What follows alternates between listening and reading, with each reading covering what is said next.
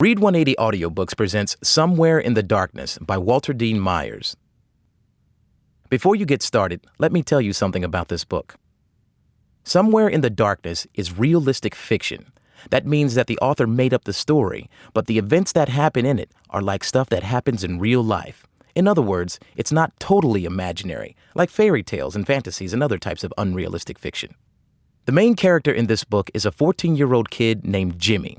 His mother is dead, his father's not around, and for years he's lived in Harlem, New York with his guardian, whom he calls Mama Jean. Jimmy has a few problems at school, and his apartment building is kinda rough, but he's a smart kid, he loves Mama Jean, and basically, he's keeping himself together pretty well. Then one day, Jimmy is shocked when his father shows up after a 9-year absence. Jimmy barely remembers anything about Crab, as his dad is called. But soon, Jimmy and Crab are getting to know each other while traveling halfway across the country in a car. It's a trip that Jimmy didn't really want to take in the first place, and it proves exhausting in more ways than one. It's also really scary at times, and often very sad. Turn to page 1 in your book and get ready to read along. But first, here's your very own reading coach, Tanya. Hey, this is Tanya, and I'll be reading this book with you. I hear it's a great story. I love books about people's relationships and stuff, so I can't wait to find out what happens. During the story, I'll pop in from time to time to make sure we don't miss anything important. I'll also show you some things I do when I get stuck, like when I come across a word I don't know, or a confusing part of the story. Okay, let's begin on page 1. Follow along in the book as you listen.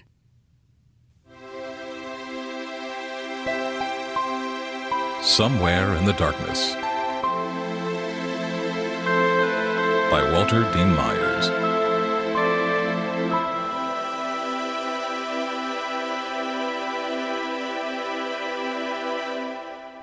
Chapter 1. There were kids standing around a sports car, and Jimmy looked at the clock to see if they should have been out of school. He looked through his pockets, found his token money, and headed for the subway and home.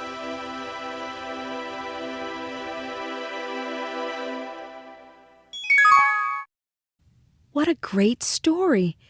It was really, really sad, but I liked it a lot. Jimmy and Crab went through some tough times together, but in the end, I think they were both glad they got to know each other. I hope Jimmy's life turns out better than his father's, though. I was sure glad to see him thinking about stuff like school and how to be a better father than Crab. I'm really glad I read this book. If you liked it, tell your friends so they can enjoy it too. And by the way, congratulations on making it all the way through this book. You take care now, and good luck.